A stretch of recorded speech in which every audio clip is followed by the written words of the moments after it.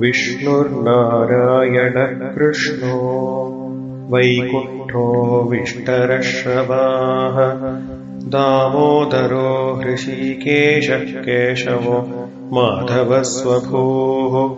दैत्यारिः पुण्डरीकाक्षो गोविन्दो गरुडध्वजः पीताम्बरोच्युतः शार्ङ्गी विश्वक्सेनो जनार्दनः उपेन्द्र इन्द्रावरजश्चक्रपाणिश्चतुर्भुजः पद्मनाभो मधुरिपुर्वासुदेवस्त्रिविक्रमः देवकीनन्दनः शौरिः श्रीपतिः पुरुषोत्तमः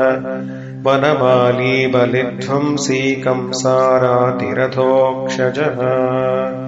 विश्वम्भरः कैटभजित् विदुश्रीवत्सलाञ्छनः गदाग्रजो मुञ्जिकेशो दाशार्हो दशरूपभृत्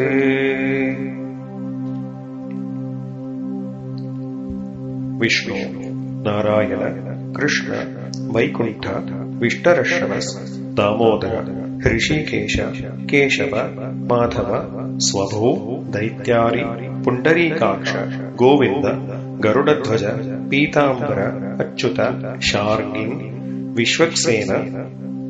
जनार्दन उपेन्द्र इन्द्रावरज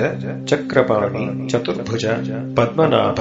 मधुरिपु वासुदेव त्रिविक्रम देवकीनन्दन शौरी श्रीपति पुरुषोत्तम वनमाली बलिध्वंसी कंसाराति अधोक्षज विश्वम्भर कैटभजित् Vidhu श्रीवत्सलाञ्छन गदाग्रज मुञ्जिकेश दाशार दशरूपभृत्. These are the 46 names of Lord Vishnu.